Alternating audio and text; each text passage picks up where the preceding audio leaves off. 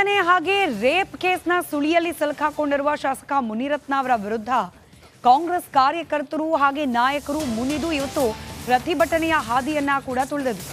ಬೆಂಗಳೂರಿನ ಕೆಪಿಸಿಸಿ ಕಚೇರಿ ಎದುರು ಪ್ರತಿಭಟನೆಯನ್ನ ನಡೆಸಿದ್ರು.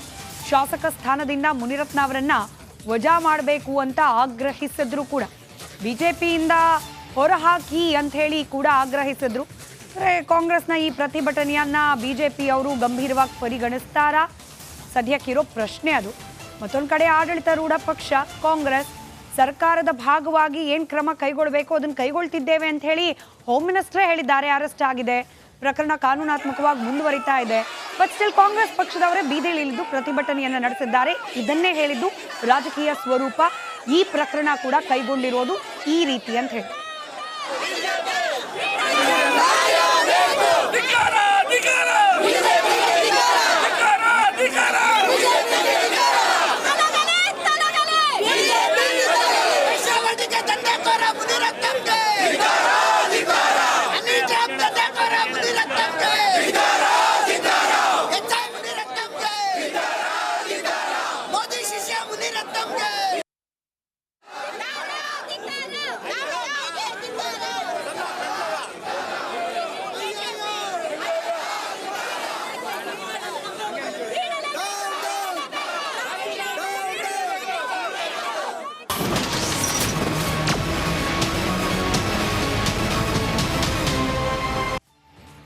ಶಾಸಕನ ವಿರುದ್ಧವೇ ಮಾಜಿ ಸಚಿವ ಎಸ್.ಟಿ. ಸೋಮಶೇಖರ್ ಹೊಸ ಬಾಂಬ್ ಸಿಡಿಸಿದ್ದಾರೆ. ಗುತ್ತಿಗೆದಾರ ಮಾತ್ರವಲ್ಲ, ನನಗೂ ಮುನಿರತ್ನ ಕಿರುಕುಳ ನೀಡಿದ್ದ ಅಂತ bomb ಸಿಡಿಸಿದ್ದಾರೆ ST. Somashekar.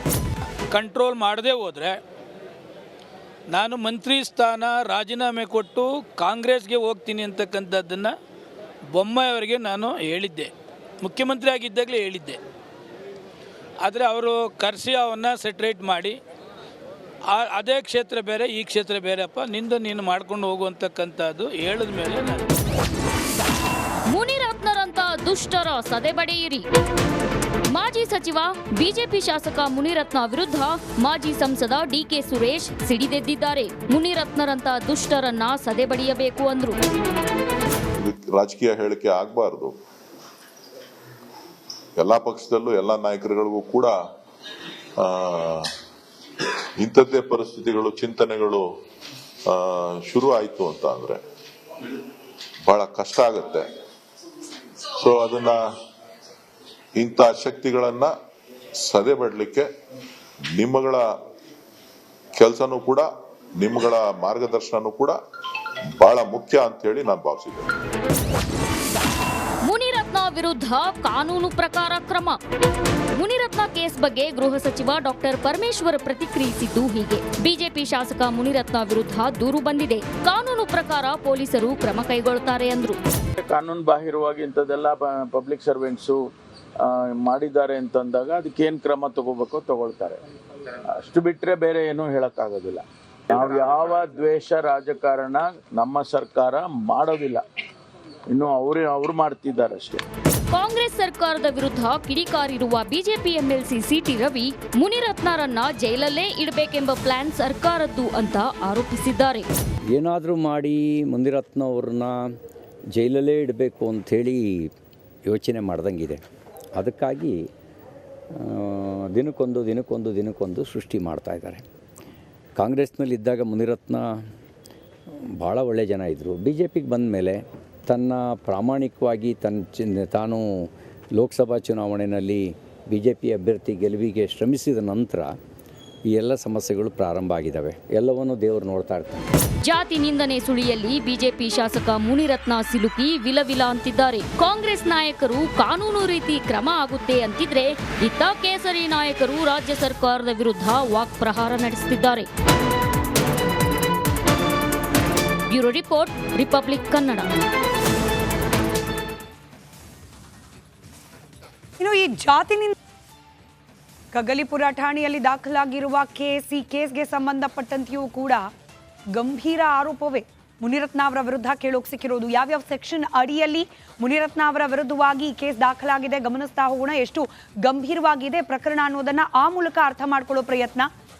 Section 354A ಲೈಂಗಿಕ ದೌರ್ಜನ್ಯ ಲೈಂಗಿಕ ದೌರ್ಜನ್ಯದ ಆರೋಪದ ಅಡಿಯಲ್ಲಿ ಮುನಿರತ್ನ ಅವರ ವಿರುದ್ಧವಾಗಿ ಕೇಸ್ ದಾಖಲಾಗಿದೆ. ಹಾಗೆ 506 506ರ ಅಡಿಯಲ್ಲಿ ಜೀವ ಬೆದರಿಕೆ ಒಡ್ಡಿದ ಆರೋಪ. ಇನ್ನು 354C ಮಹಿಳೆಯ ಇಚ್ಛೆಗೆ ವಿರುದ್ಧವಾಗಿ ಚಿತ್ರೀಕರಣ ಮಾಡೋದು. ಪ್ರಜ್ವಲ್ ರೇವಣ್ಣ ಅವರ ವಿರುದ್ಧ ಕೂಡ ಇಂಥದ್ದೇ ಆರೋಪ. ಇದೀಗ ಮುನಿರತ್ನ ಅವರ ವಿರುದ್ಧ ಕೂಡ ಅದೇ ಸೆಕ್ಷನ್ನ ಅಡಿಯಲ್ಲಿ ಕೇಸ್ ದಾಖಲಾಗಿದೆ.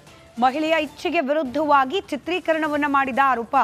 ಸಂತ್ರಸ್ತೆ ಮಾತನಾಡಿದ್ದಾರೆ ಕೂಡ ಇದ್ರ ಬಗ್ಗೆ ಕಂಪ್ಲೇಂಟ್ ಕೊಡೋ ಸಂದರ್ಭದಲ್ಲಿ. ಇನ್ನು ಸೆಕ್ಷನ್ 376N ಸಬ್ ಕ್ಲಾಸ್ 2 ಸರ್ಕಾರಿ ಸೇವಕನಿಂದ ಅತ್ಯಾಚಾರ. ತನ್ನ ಅಧಿಕಾರವನ್ನ, ಸರ್ಕಾರ ಸೇವೆಯಲ್ಲಿರ್ತಕ್ಕಂಥ ತನ್ನ ಆ ಸ್ಥಾನವನ್ನ ದುರುಪಯೋಗ ಪಡಿಸ್ಕೊಂಡು ಅತ್ಯಾಚಾರ ಮಾಡಿದ ಆರೋಪ. ಇನ್ನು 504 ಸೆಕ್ಷನ್ ಉದ್ದೇಶಪೂರ್ವಕವಾಗಿ ನಿಂದಿಸಿರೋದು. ಹಾಗೆ 120B ಅಪರಾಧಿಕ ಒಳಸಂಚನ್ನ ರೂಪಿಸಿರುವ ಆರೋಪ ಕೂಡ ಮುನಿರತ್ನ ಅವರ ವಿರುದ್ಧವಾಗಿ ಕೇಳೋಕೆ ಸಿಕ್ಕಿದೆ. ಹಾಗೆ ಸೆಕ್ಷನ್ 149 ಕಾನೂನು ಬಾಹಿರವಾಗಿ ಸಭೆ ನಡೆಸಿರೋದು. ಇದರಲ್ಲಿ ಮುನಿರತ್ನ ಪ್ಲಸ್ ಇನ್ನು 6 ಜನರ ಮೇಲೆ ಕಂಪ್ಲೇಂಟ್ ಆಗಿದೆ. ಇವರೆಲ್ಲರೂ ಸೇರಿ ಸಂಚನ್ನ ರೂಪಿಸುವ ಭಾಗವಾಗಿ ಸಭೆ ಸೇರಿದ್ರು ಅನ್ನೋ ಆರೋಪ. ಇನ್ನು 406 ನಂಬಿಕೆ ದ್ರೋಹ, 384 ಸುಲಿಗೆ, ಹಾಗೆ 308 ಹತ್ಯೆ ಮಾಡಲಿಕ್ಕೆ ಯತ್ನ. ಗಂಭೀರವಾದ ಆರೋಪಗಳು, ಗಂಭೀರವಾದ ಸೆಕ್ಷನ್ಗಳ ಅಡಿಯಲ್ಲೇ ಕೇಸ್ ದಾಖಲಾಗಿದೆ. ಹೀಗಾಗಿ ಒಂದು ಪ್ರಕರಣದಲ್ಲಿ ಆಲ್ರೆಡಿ ಬಂಧನಕ್ಕೆ ಒಳಗಾಗಿದ್ದಾರೆ ಮುನಿರತ್ನ ಅವರು ಅಟ್ರಾಸಿಟಿ ಕೇಸ್ನಲ್ಲಿ. ಇನ್ ಕೇಸ್ ಇವತ್ತು 5 ಗಂಟೆ ನಂತರದಲ್ಲಿ ಬೇಲ್ ಸಿಕ್ಕರೂ ಕೂಡ ಈಗ ಕಗ್ಗಲೀಪುರ ಠಾಣೆಯಲ್ಲಿ ದಾಖಲಾಗಿರುವ ಪ್ರಕರಣದಲ್ಲಿ ಮತ್ತೊಮ್ಮೆ ಅರೆಸ್ಟ್ ಆಗೋ ಎಲ್ಲ ಸಾಧ್ಯತೆ ಇದೆ. ಈ ಪ್ರಕರಣವು ಕೂಡ ಗಂಭೀರ ಸ್ವರೂಪದಾಗಿರೋದ್ರಿಂದ ಮತ್ತೆ ಬಂಧನಕ್ಕೆ ಒಳಗಾಗುವ ಎಲ್ಲ ಸಾಧ್ಯತೆ ಕೂಡ ಕಂಡು ಬರ್ತಾ ಇದೆ. ನಮಸ್ಕಾರ, ನೀವು ನೋಡ್ತಾ ಇದ್ದೀರಾ ಪಕ್ಕಾ ಪಾಲಿಟಿಕ್ಸ್. ನಾನು ಸ್ಮಿತಾ ರಂಗನಾಥ್. ಇಡೀ ದಿನದ ರಾಜಕೀಯ ವಿದ್ಯಮಾನಗಳ ಪೈಕಿ ಅತ್ಯಂತ ಸೆನ್ಸೇಷನಲ್ ಅನಿಸುವಂತಹ ಸುದ್ದಿಗಳನ್ನ ಮುಂದಿನ ಅರ್ಧ ಗಂಟೆ ಕಾಲ ಗಮನಿಸ್ತಾ ಹೋಗೋಣ. ಹಾಗಾದ್ರೆ ಶುರು ಮಾಡೋಣ ಇವತ್ತಿನ ಪಕ್ಕಾ ಪಾಲಿಟಿಕ್ಸ್ನ ರಾಜಕೀಯ ವಿದ್ಯಮಾನಗಳ ಪೈಕಿ ಅತಿ ದೊಡ್ಡ ಸುದ್ದಿಯ ಮೂಲಕ.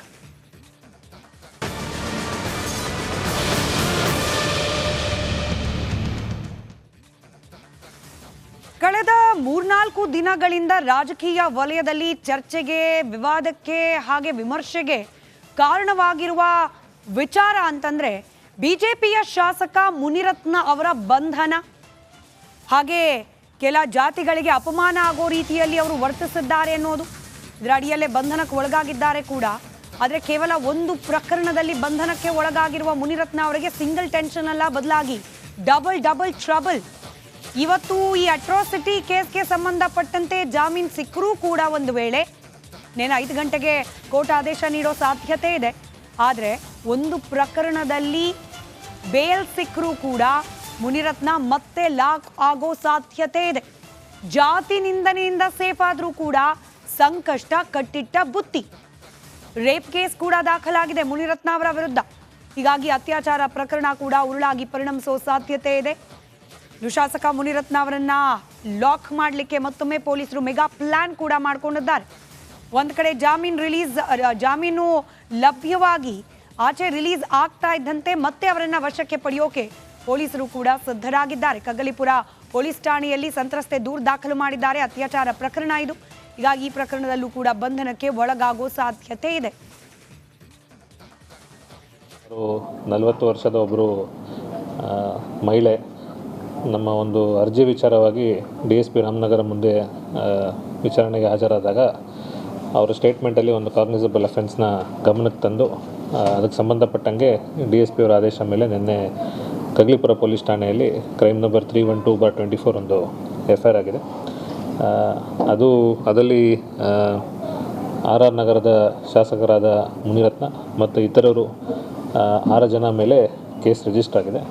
ಕೇಸು ಭಾಳ ಸೆನ್ಸಿಟಿವ್ ಇರೋ ಕಾರಣದಿಂದ ಅದನ್ನು DSP ರಾಮನಗರ ಅವರಿಗೆ ಇನ್ವೆಸ್ಟಿಗೇಟಿಂಗ್ ಆಫೀಸರ್ ಆಗಿ ವಹಿಸಿ ಅವರೀಗ ಕೇಸ್ ತನಿಖೆಯನ್ನು ಕೈಗೊಂಡಿದ್ದಾರೆ. ಏನು ಕೋರ್ಟ್ ಆದೇಶಗಳಿದೆ, ಈ ಥರ ಸೆನ್ಸಿಟಿವ್ ಕೇಸಸ್ ಹೆಣ್ಮಕ್ಳಿಗೆ ಸಂಬಂಧಪಟ್ಟಂಗಿದೆ, ಅದರ ಪ್ರಕಾರ ನಾವು ಪ್ರಾಪರ್ ಪ್ರೊಸೀಜರ್ಸ್ ಫಾಲೋ ಮಾಡಿ ತನಿಖೆಯನ್ನು ಮಾಡ್ತಾಯಿದ್ದೀವಿ.